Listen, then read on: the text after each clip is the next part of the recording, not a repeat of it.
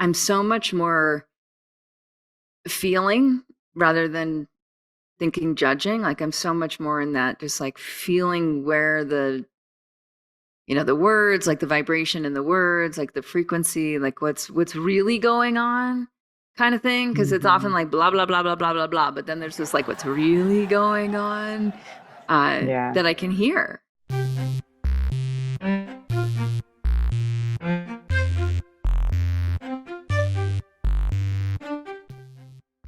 Hello, everyone. It's Kate Stillman with the Thrive with Kate podcast, and I'm here with Cindy Lou Golan and the Shadow Playbook, which we're using in Club Thrive, and particularly in Club Hero, which is our Insider Pro group within Club Thrive. And I've known Dr. Cindy Lou since we were just discovering or remembering 2007. That's my So best guess. 15 years ago, which I would have been 35 years old. How old were you then? I don't 15 even years. remember. I have to do some math, but I'm not really prepared to do. Let's see, 15 years ago, I was like 40, I guess, ish. Yeah, I bet. And I remember having you were there facilitating and helping Sophia Diaz and Diane Mushu Hamilton with, what was happening in their bit of like a breakthrough retreat. And I remember talking with you a few minutes there and then afterwards and being like, wow, it's so cool that you exist and that you can understand people on so many levels simultaneously and instantaneously. So I'm going to read a little bit of your intro, and then we're going to get into the shadow playbook, and why it's shadow play and not shadow work, and we'll talk a little bit about what shadow's all about, and I'd love to share with you how we're using it in Club Thrive, and get more input for maybe how we could use it, and we'll go wherever we go. So, Dr. Cindy Lou Golan's a leadership coach, life coach, facilitator, instructional designer with decades of experience focused on human transformation. She has a PhD in transpersonal psychology and additional graduate certificates, including clinical psychology, spiritual psychology, creative expression, and soul centered leadership. Cindy Lou helps clients, including me, untie their egoic knots and shift into a more authentic, heartful expression. She has a knack for facilitating personal insights and then helping you translate them into meaningful experience that create ongoing and sustainable change. All right. So you work with all different kinds of people all over the world, Fortune 500 companies, Ivy League educators, C-suite executives, Olympic athletes, actors, artists, writers, and even people like me who are leading their own community, small business owners, etc. So I want to get into the Shadow Playbook. I know this was an epic book for you to produce, and I now know why, being on the receiving end of it. A number of our members in Club Hero now have their very own copies, and we're using it quite intensively because it's so user friendly and so practical, and because there's practices, right? Because there's so much I think we can. I know for me, being the leader of a global coaching company, and there's this sense, we were talking about it yesterday in Club Hero, like there's this sense of people coming to me for, I mean, literally for advice. And what we're discovering with the Shadow Playbook is that they can find it within, and I'm more there just facilitating. So will you just talk a little bit, Cindy Lou, about like shadow work and shadow play, and how you got into this so much so to really create the Bible on shadow work with the Shadow Playbook? Sure. Yeah. Thanks for asking. And thanks for having me. It's really a treat to be here with you and to get to spend this kind of time together. It's really special. So let's see. Yeah. I mean, I guess like Shadow Playbook came from this sort of, it seemed like a gap in the literature where everyone thought of shadow work as sort of dark and it almost like intimidating, the idea of like the monster under the bed kind of vibe, and like it's unknown. And I think being unknown, it makes it even more intimidating. So I wanted to just bring a more lighthearted, uplifting, playful approach. And I found that, when I work with clients, there's a lot of laughter that happens, a lot of like that aha moment where we see something new about ourselves that we hadn't seen before is so filled with kind of light and even laughter and like just that. So it's like that. I wanted to really create something that would support people and just having that. It's like the kind of thing we can have on a daily basis, um, and almost create a relationship with everything in our lives because we all see through our own interior lens. So there's nothing that we're experiencing that's not that. In some ways, everything we're experiencing or out picturing or even the relationships we have, it's all like who we are. And if we can almost like look at who in us is looking through or observe the lens that we're seeing through, it just frees us up to really be more of who we are in the essence, like of our just pure loving nature and just the capital T truth of who we are. Mm. What brought you into your work in psychology, clinical psychology, coaching, shadow?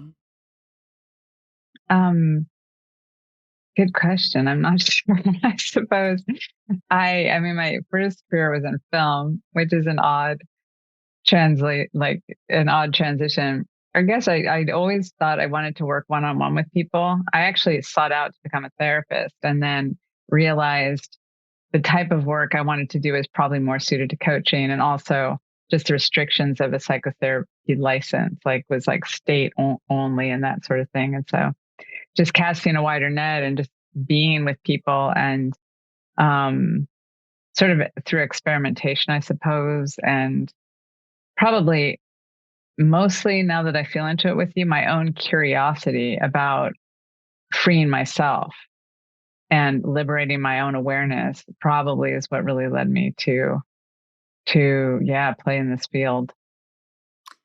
And for people who don't know, like, what is the difference between therapy and coaching? Especially with someone like you who understands so much about psychology. Yeah, good question. So therapy, I mean, there's a couple different ways I'd look at that. Therapy is often oriented toward like the DSM, which is the American like diagnostic manual for mental health. The DSM is really oriented around when you're not functioning well, like working with things that are inhibiting your functioning. So just showing up at like a real baseline level. So a lot of therapy is oriented toward like fixing something that is like wrong. Um, and it often is about going back to the past and healing things in order to be more sort of whole to move forward. Coaching is more for people who are functioning quite well and want to function even better. Or, a lot of people will go through life as like almost like achievement oriented or like seeker or that becoming kind of quality of once I have this, then I'll be happy. Once I have this, I'll be happy. And then after they get all those things, it's like, how come I'm still not happy or fulfilled? So it's like kind of that edge of like, what is that like thing that is really going to support you in feeling more fulfilled or complete? So coaching plays more in that realm. Coaching is also oriented more toward what we want in the future, while therapy is more into the past. And coaching also works with like what's present and what can we do today in order to show up the way we want to see ourselves in the future. Hmm. So with the shadow playbook, and I want to go a little bit into like your writing process and how you organized it, because there's, just to bring people into the book a bit, like what were some of the crucial decisions you had in the layout, in the flow of the book to make it so user friendly? I'm glad to hear it's user friendly. um, Because it's a funny lot, right? Like it is a lot. it's a It's a lot. big book. Yeah. And I guess so. I looked at wanting to really, well, you mentioned in my introduction when you introduced me that I have a background in instructional design. Like that's one of my areas of expertise. And so as an instructional designer, I wanted to take concepts and really break them down to someone who maybe has never even done like personal growth work, or someone who's not really experienced in shadow work at all, and really slow it down, unpack it, and make it super simple to understand. I wanted to make it like really accessible. Some books on shadow are, yeah, just it's a different quality. It's like I want to make it super user friendly. And maybe I read way too many textbooks during my PhD studies, but I wanted it to be like totally like layman's terms. And even for people who, like, I have my personal practice is very much oriented towards spiritual growth and upliftment. And even for someone who has no like spiritual context at all, where they could pick it up and it just, yeah, would be accessible. So that's one thing. As far as the layout, I basically just really started off super simple, like, basic terms, and tried to explain what it is. And then I wrote practices that I thought would, they really came out a lot of my work with clients, like what clients found useful. A lot of what's in the practice, for those who haven't seen the book, the last, like, I'm guessing like that much or maybe more is like all practices. So it's over half the book are practices. A lot of those spontaneously emerged in work with clients, or if like I had a facilitation gig and did a workshop and was invited to do something new, it's like those things that just emerge in the creative space with other people. And then I just brought them, in, and I looked at gaps and filled those in. And so the last, I think there's, I'm making this up. Maybe there's like 12 chapters that are all themed. So there's one on death, one on time, one on romantic partnership, one on living your heartfelt dreams, which is a really great way actually to see what like what shadow you do have, is like by embarking on, you have a hero's club, embarking on like a hero's journey is going to like bring shadow up. So that felt really important to me. And then I devoted a whole chapter to resistance, because that's a big part of the hero's journey, is kind of wrestling, those parts of us that fight with who we are really meant to be. Yeah. And there's a few other just weaving in fun things. You mentioned in my intro, I have a background in creative expression. And so we have to have some of that play in there. And in some ways, I think a lot of the practices are, there's a chapter on popcorn psychology, which is one of my favorites.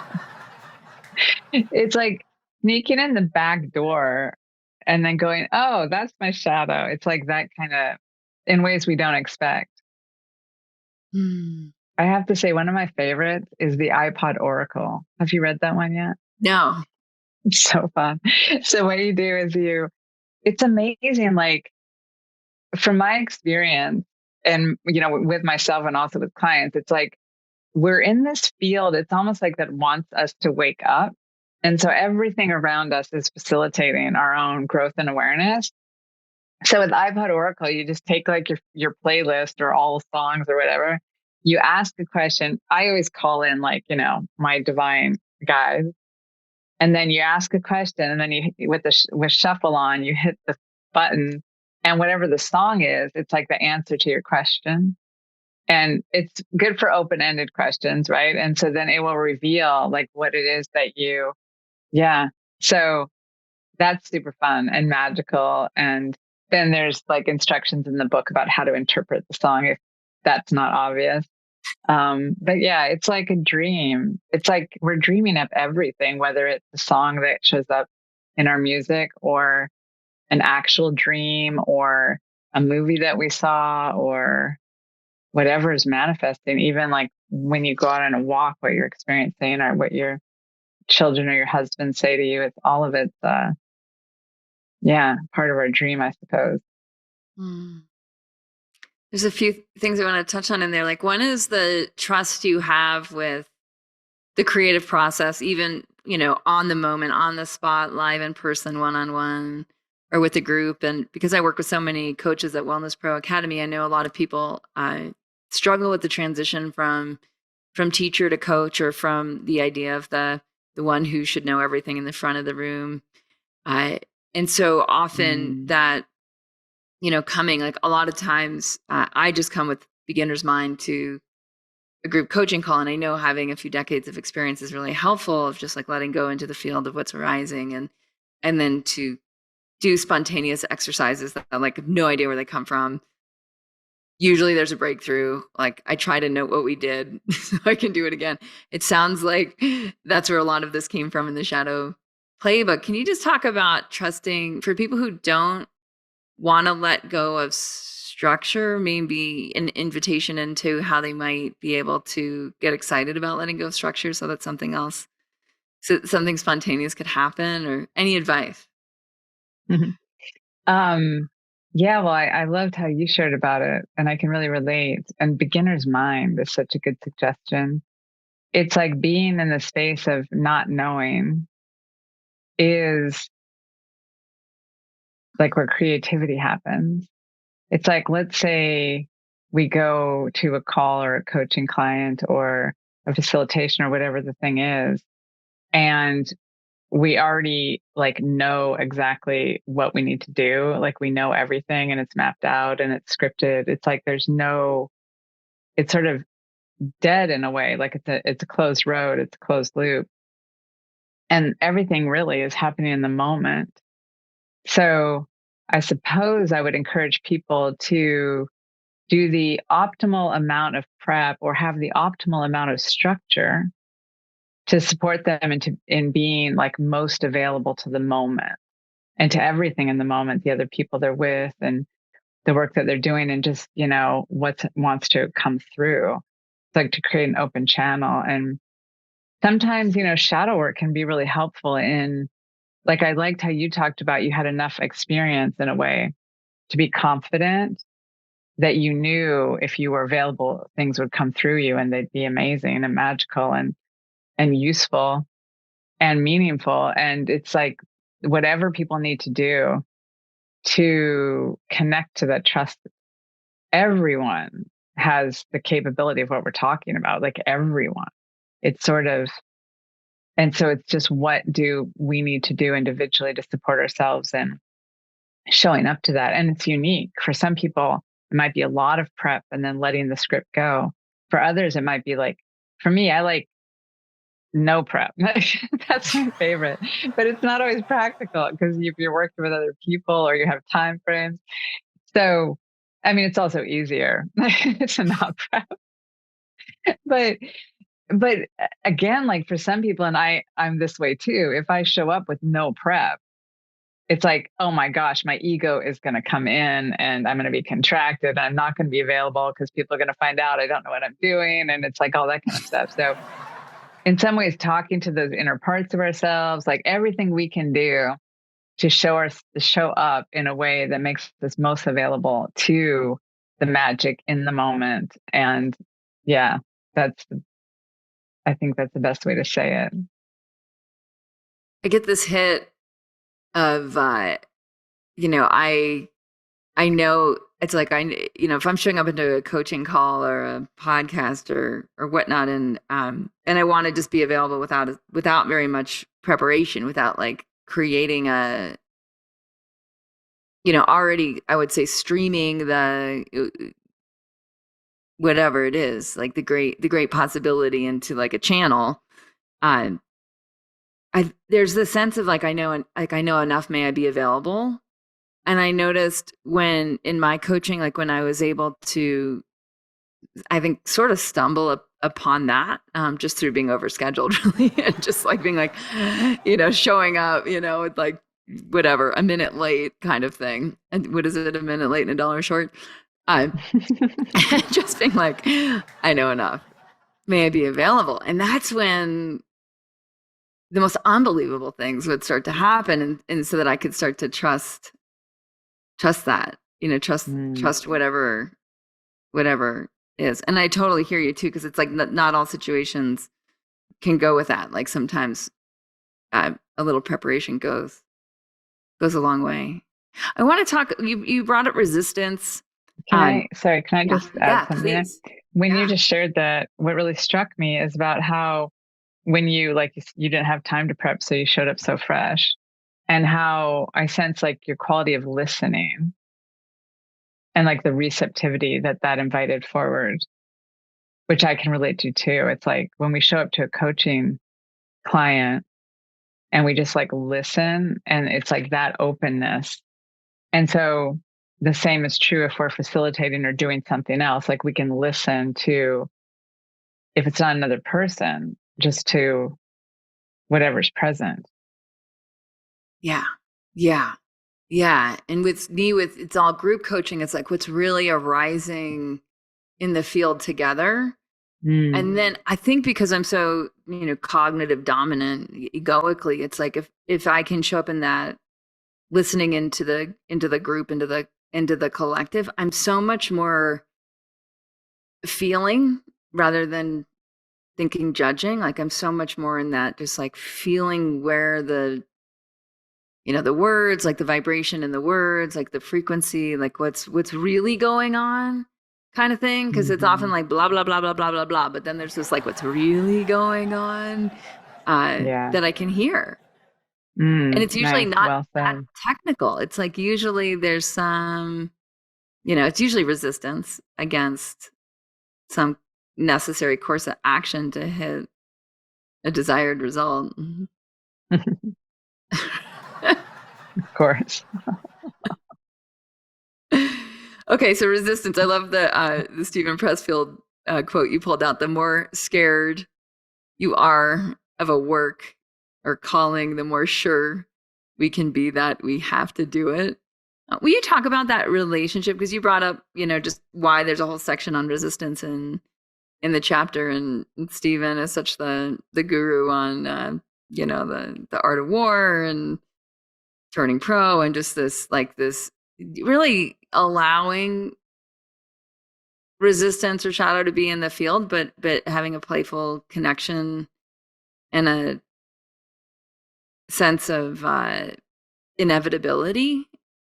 And like I was Mm. thinking about it this morning in terms of like some issue, like when in the liminal space upon awaking, like this issue popped in, and I was like, how many lifetimes?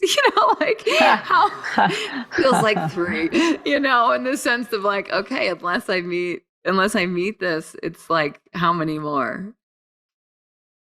Wow, that's great. Yeah. I love it. It's like I think you just used the word inevitable about it. It's how it's inevitable. If we're going to live our hero's journey, it's inevitable. We've seen it in every movie or every story, or that, whatever's in the way is going to come up to be cleared. And so that's what I kind of touched on earlier, where if people want to see their shadow, just embark on their hero's journey, like do something you really care about.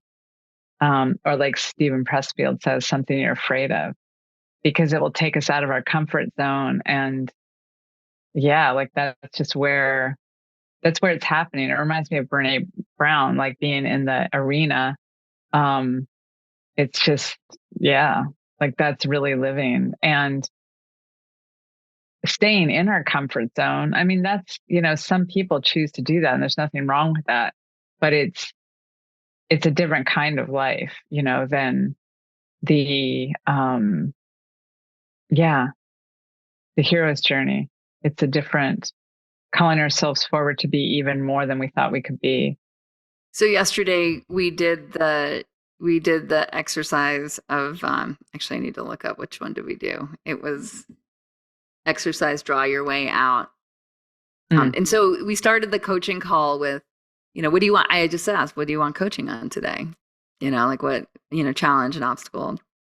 And so they had called that forward, and and it was great because then they got to answer that themselves through, and as did I. I did the exercise with them, and I just want to share, like at the end of the exercise, I asked them like, okay, so I mean, there's a book, for books, like you can spend $30 or whatever on Amazon and like DIY it, which I highly recommend. I'm like, but what's the difference between doing that and doing this together? And then we'll get into the exercise and what happened. But they were just like, oh, duh. Like being with other people on the hero's journey, for people who are Mm. on the hero's journey, there seems to be this like almost it'd be silly to go it alone. Like it'd be silly to not be surrounded by other people on the hero's journey, because of so many people opting into comfort, opting into, I mean, in yoga, they call it more like complacency, or in Ayurvedic language, they talk a lot about comfort as complacency. That there's no friction of transformation. There's not a friction of dynamicism. And there's a sense in yoga, and like classical anyways, that tapas is associated with work. Right. That like you're showing up in a way that's like awake, different. There's the dragon. You might not win the battle. Like you might not you might not get out of it unscathed, but like it's worth showing up. Absolutely. And that's it. It's like, while with the hero's journey, we might be orienting toward this end result, but it's not about that at all. It's about who you're going to be when you get there. And you might not even get there. And that's not the point. The point is like the growing through it. And yeah, like that's the real hero's journey, is being who you are. And then obviously once we get there, then we go again and again and again. Yeah. So let's talk a little bit about Draw Your Way Out. Okay. And before we do, can I say one thing about, you asked about group collectives, like working in a collective. Yeah. Like that's what's amazing about the work that you're doing, because you're inviting people in together. And the power of doing something in a group, it's almost like with shared intention and the collective energy, all you have to do is have a clear intention, be willing, and it's like you can kind of surf the wave. Yeah. And that's what really came up is like, and everyone said it in different words, but it's like, well, the power of the insight was like 10x. Yes, exactly. Exactly. Totally. That's amazing. Will you describe why that happens? I mean, we went a bit into, where two or more gathered, I am there, and in the sense of the Napoleon Hill and the mastermind principle around there's a third entity that shows up when people intentionally gather to work on a challenge together, or individual challenges, but in a group dynamic, that there's this mastermind, that there's another level of consciousness or presence or access maybe between the subconscious and the conscious, and like what's going on. Well, I'm not sure I could say it any better than that. You covered a lot there. It's amazing. But I think all I would say is that we know it experientially, and that's really the most important thing, is like coming together. And that's why, working in a collective there's nothing that can compare. And again, it's more just having the experience. And we all know with a shared intention, it's really just like you said, 10x. Yeah. Yeah. And the part about being witnessed we don't, in my community, spend a lot of time like creating speaking about creating a safe space. It's more, I feel like it's more just intrinsic that like, we're all here to grow together. We're all here for each other's highest good. And let's see what happens. It's very experimental. And there's something to the intimacy and being witnessed, like being, and I know from my research in habit evolution that there's something about when other people know what you're up to, not from a place of like trying to catch you when you misstep, not like in a bad way and like, you're, like not in that like rah way, but more in the like, hey, I've got your back. Like, I know what you're trying to do. I see you as the hero on your path. And I get that it's not going to be easy, like that it is not easy. And I know what you're up against, and I know what you're trying to do next. And it's in that I'm finding just the most significant transformations. Like it's the cool, and it's, to me, such a cool experience. And then I see, just in our enrollment process, the people who can't step over the threshold. Right. And they'll blame it on money or time or this or that. Right. But they what's going on there in your perspective? My sense is that, I, resistance is a funny thing, right? Re- Well, let's see. It's like there's a lot of different ways to answer that, but resistance is can sometimes also be a form of wisdom. Like maybe they're literally not ready. Mm. Um, and sometimes we're just more egoically led. And I think our culture and kind of the world that we live in, like being egoically led is more of just sort of habit in the greater collective, like of the planet or the country or wherever we are. So it's almost like the default, right? Like if we're just totally like relaxed, kind of just doing, if we're passive, let's say passive is probably a better word, then we'll get swept up with the energy that's happening. And if that's more like being egoically led rather than led from our inner wisdom, then that would look like just perpetuating, oh, no money, no, it's like getting caught up in just all that worldly stuff. I think in the book, I talk about it like the horizontal realm of the world and even other people, our jobs, like money, it's all out here. And the vertical, which is our inner attunement. So for anyone who's in that kind of experience of not quite ready, things are always getting in the way, there's a real opportunity to listen inwardly and just really ask, like, what do I really want? Like in my highest, like inner guidance, like, what do I really want? And then taking that leap and trusting. And yeah, like that's kind of the break into that hero's journey. Yeah, the Vedic teaching of Shakti, and like I was so I think when we met, I was studying, actually at that time I was studying with Sally Kempton, who recently passed, and from her I just gained like so much of the download around like follow the Shakti, like follow desire, Mm. follow desire, follow desire, follow desire, and and this even I was thinking about her this morning because I'm getting back into meditation, which I had somehow just left behind for a spell, and I'm just wanting to get pulled back rather than because I can make myself do things. Well, you know that probably better than anyone.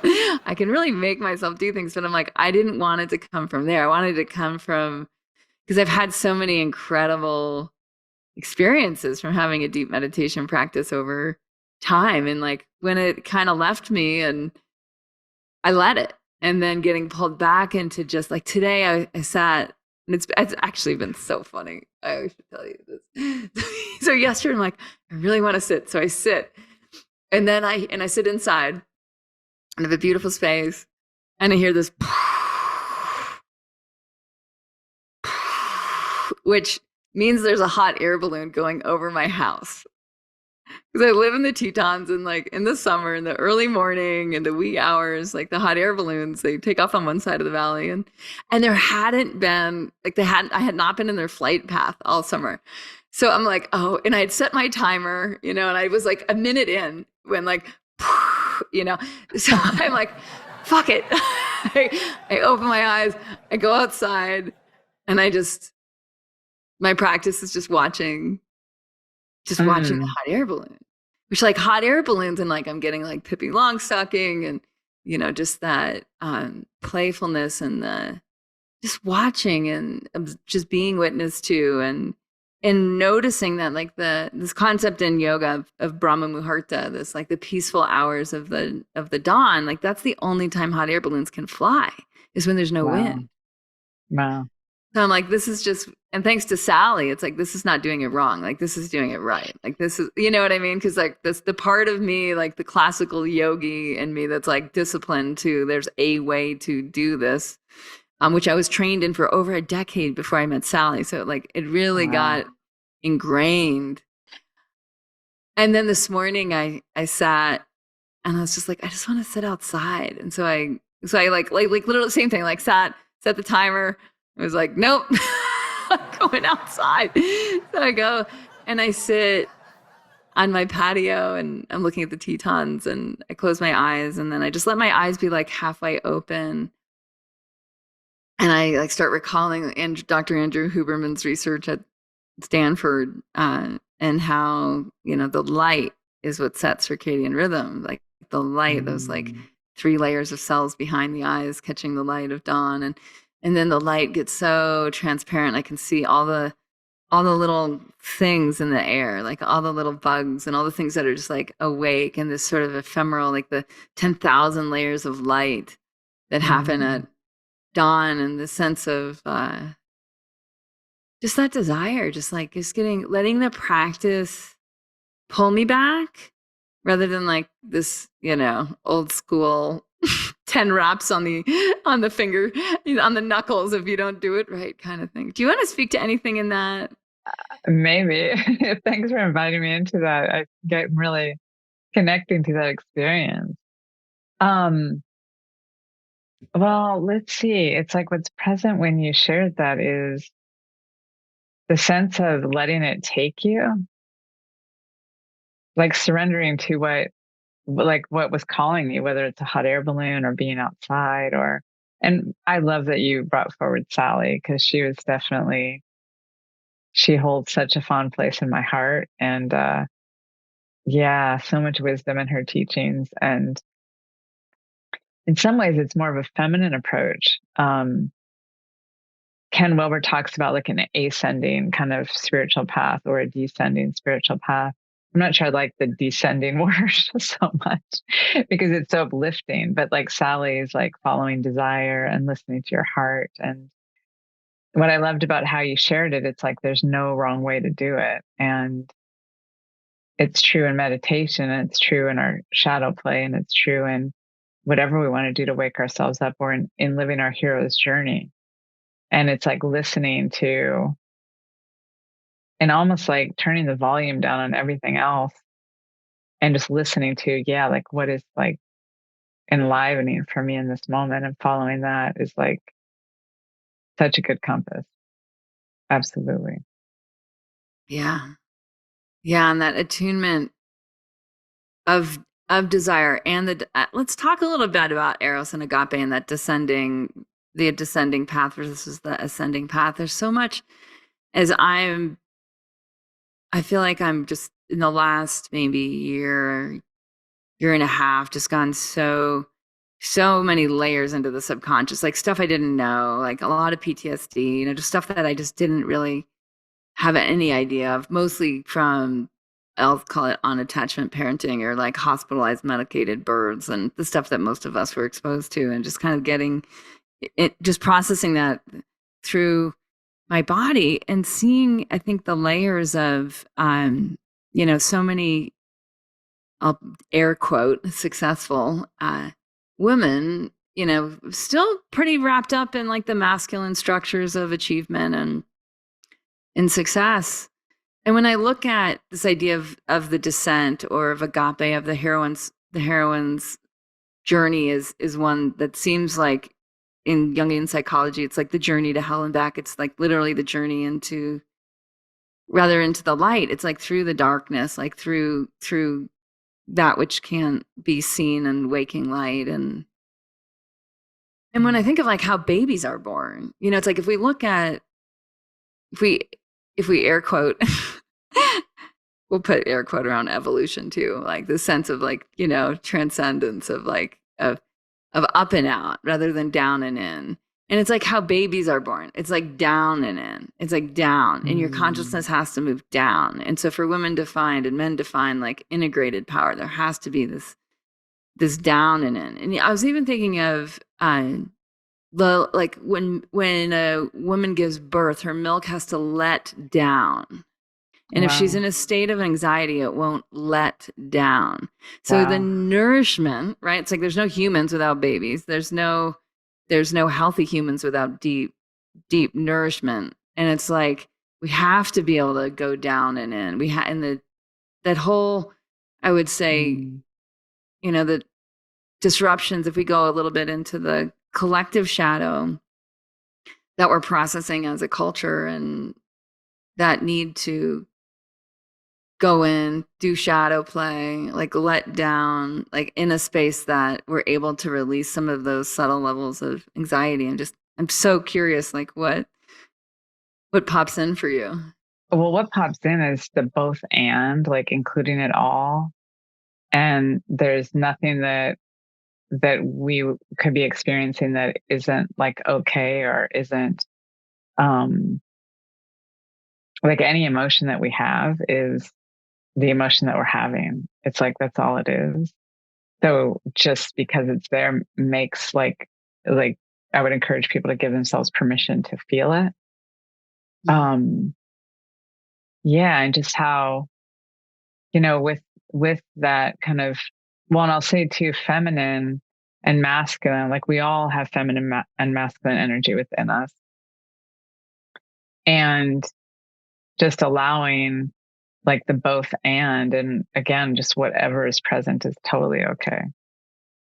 There's Mhm. nothing we need to keep outside of it. And I feel like collectively we're in a huge integration of really just accepting. And I mean, it's kind of crazy what's been going on the planet just in the last, with COVID. And basically we've been in like fight or flight, a lot of people through COVID, and really, and then the grief that comes with that, or things like, the Maui fire recently, and just that kind of grief from such huge loss. It's like, and then the cultural norm of like medicating, or I feel sad, like I need to fix it, rather than I feel sad, like, well, then cry. Like, to be okay with whatever is, or like you're saying, like the birth of like the down and out. It's like to give permission for us to experience all of it, even when it seems like it's not okay, or if I say it, I'll get canceled, or it's like to just allow all of it. There's so many layers. There's so much happening. And my kind of philosophy is that if it's present, then there's wisdom in it. Like there's some value to it. And that is like out in our world, but also in our own interior. Like if my inner critic is present, okay, inner critic, like what is the value in you? Like, and to connect with all those parts of ourselves, the one who's sad, the one who grieves, the one who's really bratty or high maintenance or needy, or like there's so many different flavors of it, but like it's all okay, all of it. So that full permission, that full acceptance, and being with what is. And why is it so hard? Like, I mean, how do you, like, was it conditioned out of us, that kind of allowance? Is it fight or flight? Is it like, is it the like sort of industrial lie or post-industrial education of like, chairs and rows? Like, what is that? Because I feel like I have still so much judgment around certain ways of being, whether it's my inner critic or whether it's not. I actually, this is maybe more of what it is for me, is around like I should have known better. I should have done that differently. Mm, And so we all yeah, have something, right? That like we tend to other, or what like Thomas Hubel's calling othering, where it's like it's a part of the self, it's got an essential role, but we make it other than, and we then can't partner with it or integrate. yeah, yeah. There, we can ask the question why, but better yet is to just do it. Like to just love that. It's like to love the part of us that, we're othering, or to love the part that is critical, or it's kind of amazing. And I don't know why that it seems to be like part of human nature to separate ourselves inside. And maybe it's just part of what the ego does as it develops. If we look at it, I don't want to get into too much theory, but um, it's a normal part of development to have self and other, like separate.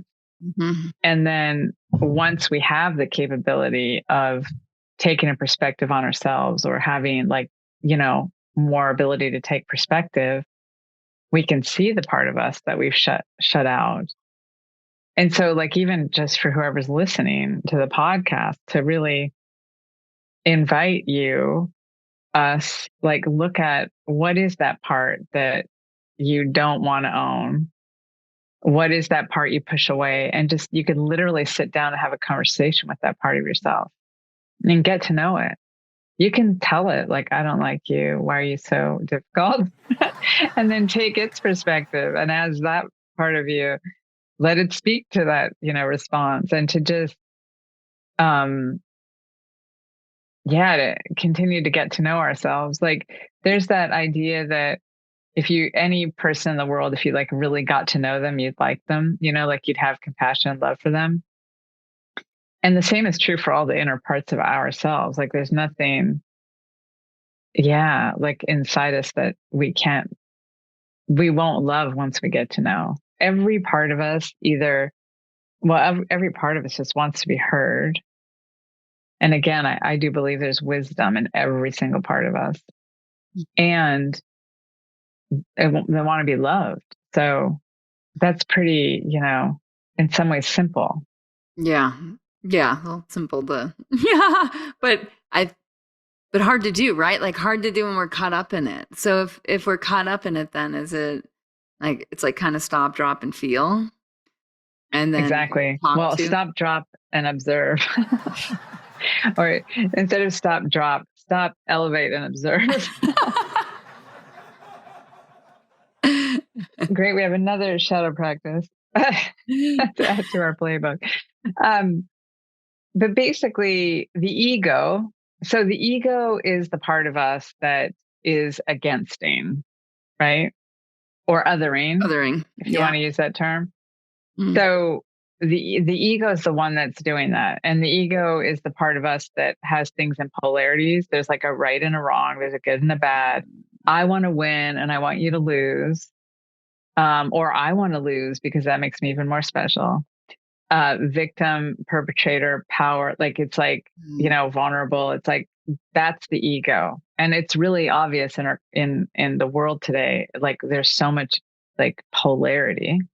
Mm. And we all have an ego. Like, it's an important part of our personality, just like all the other parts. We want to love the ego.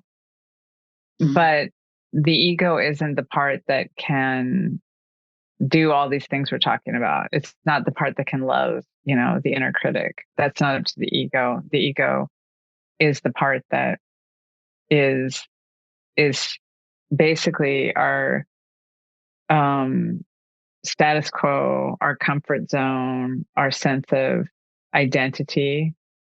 And while the ego is sort of the thing we're most familiar with, like that, it's good, it's healthy, it creates stability in our personality. And once we get to a certain level of development, we can choose to not let the ego lead us. Like, we can actually observe the ego doing what it needs to do. We can love the ego doing what it's doing for us. And we can be led by something higher. That goes back to like the people who get caught up in the resistance and don't choose in fully to the program that you're offering. It's like that, to really start to observe the ego can free us. It's so liberating, and we can actually live from a higher place inside ourselves. Now, if we get caught up in it, over identifying as the ego, then again, we're caught up in the ego, which is fine. And if we can look at it, then we can't be caught up in it, just by the nature of my coach from ages ago. He used to say, you can't be on the train if you're watching it leave the station, which I always remember. And it's such a great, like, so if you can look at the ego, or look at the part of you that's resisting, loving the critic, or whatever the thing is, like, if you can look at it, then you won't be in it. Yeah. Yeah. So you brought up victim, and I'm curious if we look at, okay, I'm going to read a sentence from your book, The Shadow Playbook. As an individual part of any collective, we can address the collective shadow by understanding and integrating what the group doesn't want to look at or accept. As individuals, we can take responsibility for the collective shadow. So I'm super curious right now there's what I sense, and I get triggered by, and I think I get triggered by it just because of having a lot of immigrant grandparents who just like had a lot of struggle. But I see a lot of, victim, like the identification with victim, that, and you just brought that up. So like, what's going on, and how do we integrate? How do we, especially those of us who don't want to be associated with that, see that as part of our own shadow and start to integrate? How do we take responsibility for what is happening? And I don't know what we call it, like victim culture, or for the collective shadow. Good question. Well, I mean, just because of what we talked about a moment ago leading into this, it's like to love the part of us that feels victimized, or to love the victim that expresses out in the world. You could literally, like, if that's a trigger, then that, like, when things trigger us, like the victim mentality out in the culture, Yeah. that's where we know we have an opportunity to integrate it. See, you could literally sit down and put the victim in a chair across from you. Or I like to do it writing. Sometimes it slows me down in a good way. So you could write a little like dialogue out, but to actually have a conversation and take the perspective of the victim and really feel into like the value and the wisdom of the victim and explore it from that. And I'm also reminded of just like polarity exercises where you could have like the sort of perpetrator on one side and the victim on the other. Like you could sketch it out on a piece of paper, and for each side, basically any polarity you can do this with. But in this case, like victim and perpetrator, or even like the one who's in power, the oppressor and the victim maybe is a better language. But then look at, okay, what is the upside of oppressing? What is the downside of oppressing? What's the upside of being a victim? What's the downside of being a victim? And if we can kind of take all four of those perspectives, then we can kind of liberate ourselves from that polarity. And then we'll be more free to like hang out above it. And maybe sometimes to pick up like the victim voice is going to be useful, that perspective, or to pick up the oppressor perspective might be useful. And they all exist. Like we were talking about before, how, everything in our interior, it's like, okay, because it's there. It's like, it's just what's happening in the world. So to pick that up and really feel into like, what is the wisdom of this? Like for example, like cancel culture is a big thing. And so there must be some wisdom like in this. It's almost like an unanswered koan, to use the Zen term. So to really let ourselves like feel into like, what is the wisdom here? And to love all that's arising is, where we can experience like insight and greater awareness and expand like our capacity to be with what is. That's so interesting. You brought up cancel culture, because literally yesterday I was in my YouTube account and I interviewed this MIT senior scientist on mRNA vaccine shedding, and YouTube marked it. And I was reading the language around it, and it was like, next time this happens, you'll be kicked off this platform. Like they didn't say it exactly like that, but that's exactly what it said. And, it was, and I just stopped and like I felt into it, and I was like, thank gosh for Elon, like, thank gosh there's like other people that are advocating for like freedom of speech, and you can publish, interviews with scientists, and if it's not what YouTube wants, it's okay. But I was kind of just feeling into the need for other, like the need to be in a collective, like as part of that cancel culture. It's like, like I need to be part of like this, having a channel, having a platform, publishing for the last 20 years. Like there's been this something I took for granted. Right. And like having and being connected. Like that's really what I got of that. Like I hadn't honored that that's a privilege. Like in the way I think Wow. especially my Jewish ancestors would have been like, you've been lucky, like that you could say what you want and publish it, Wow. on the web and just to, and Wow. I Yeah. wonder how much like YouTube's shooting themselves in the foot with that, like how much backfire there'll be if we take a much longer time horizon and get really curious about like what are the factors that are in control of that, like, not from like a blaming them, but just from like a real curiosity of like what would make a company do that, because I don't think the founders of Google who bought YouTube or the founders of YouTube would have ever predicted that it would get to that. So let me say that, and let me say one more thing that I was thinking about yesterday, which is like I was thinking about Mark Zuckerberg, because I asked my community yesterday, I was like, who misses being on Facebook? Because we got into our own platform and no one does. And there's so much public dislike of him. And a lot of it due to the elections, the last two United States elections and other elections around the world. And then also just because I read yesterday, Michael Stelzner of Social Media Marketing World had a post that like your friends only see like 1 out of 9 of your posts that you post now on Facebook or something like that. Like it's just become such a grossly manipulated advertising driven platform. Okay, I'm going to bring in one more thread to this. And this was another little clip I watched yesterday, which was like, it's like Apple's no longer the company that Steve Jobs founded. It hasn't been, for a long time. And it was discussing the new iPad and how the new iPad doesn't have the same connector cables as all the past iPads. So now you have to buy all these new cables to make it work. And of course, the company's justifying it to the consumer as to like blah, blah, blah, blah, blah, does all these additional things when like really the old cable worked fine. And so there seems to be this like really the mega companies are making choices that on the ethics side, like really don't look good. Like don't look good to their biggest fans or their biggest past fans.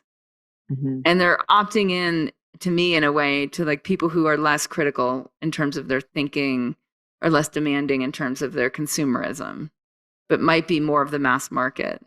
So if I look at all of that, like all that to me is in this collective, like big company, collective shadow.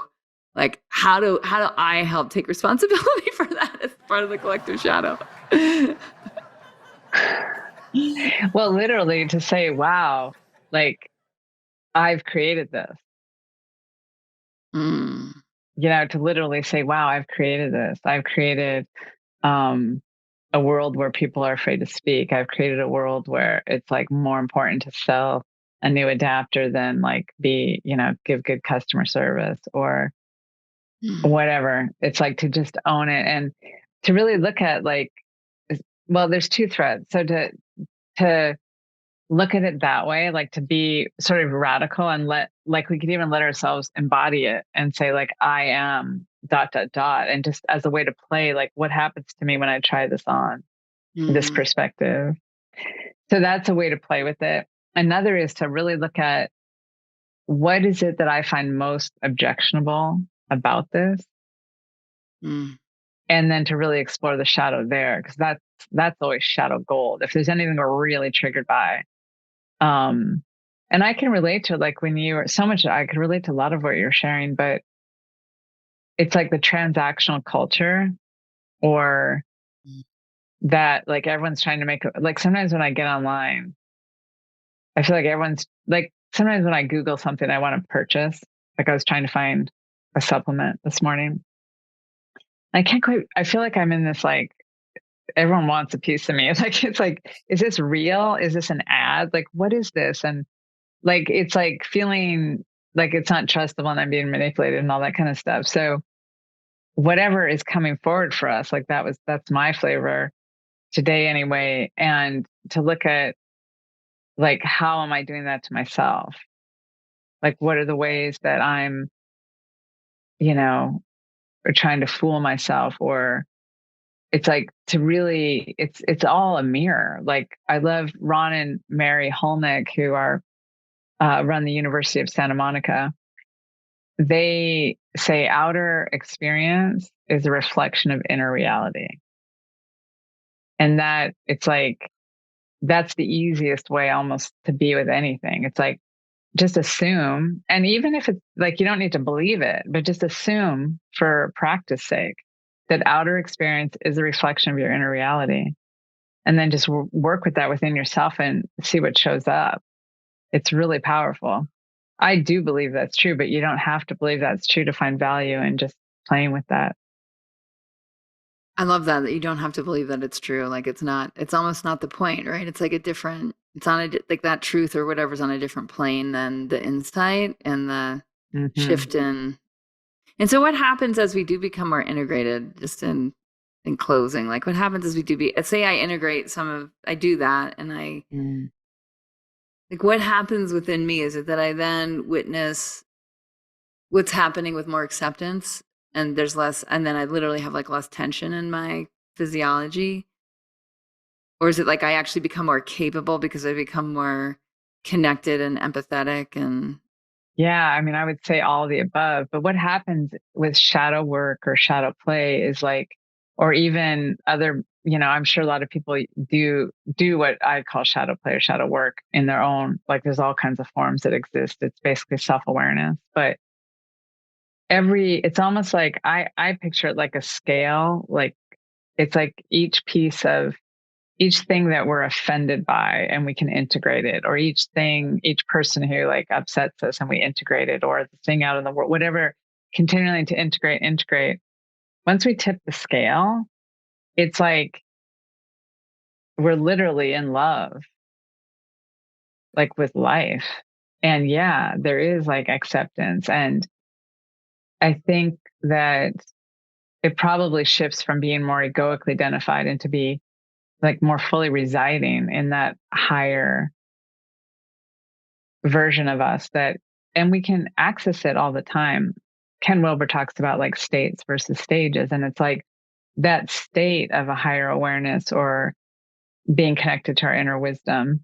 We can all do it right now. Just shift into that observation where we know everything's okay. And then the more that we continue to practice, it won't be a state experience. It will be just where we live from. And like you reminded us of, Cate, it's like that's where we have more capacity because we're not reactive, which is like just a knee jerk response. We can actually respond from however we choose because we're more available to kind of where we started on this call, like to what's available in the moment, because not all those little things aren't getting in the way. We just have a clearer space. It's all empty now. I'm not sure. yeah. But it's like, Well, yeah. the yogis call it akasha, right? It's like that clear Mm, thing. And that word sukha is part of that, like that clean space. It's like it's cleaned by the light of consciousness, right? It's like that light I saw in the early morning, right? It's like that, like mm. so good to hang out with you, Cindy Lou Golan, You author of the too. It's Shadow Playbook. Last question. I'm going way over and not respecting your time boundary. What's your That's favorite? okay. You're my last call of the day.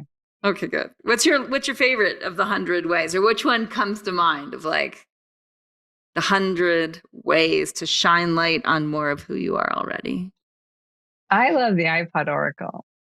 Oh, good. It's fun on road trips. It's fun. Just, yeah, it helps me connect to the magic of what's happening in any moment I want to. And it feels like I'm having a conversation with God. And it's fun to play with other people. And yeah, that's my Oh, I'm gonna favorite. do it with my daughter today. It's perfect. Oh, fun. It's great for road trip. Oh, I love it. Awesome. So okay, so the Shadow Playbook's on Amazon and everywhere else that books are. If people want to get in touch with you, where do you want them to go? Mm. They could go to cindylougolan.com, or they could also email me at cindylougolan@yahoo.com. Awesome. Yay. Thank you. This has been so fun.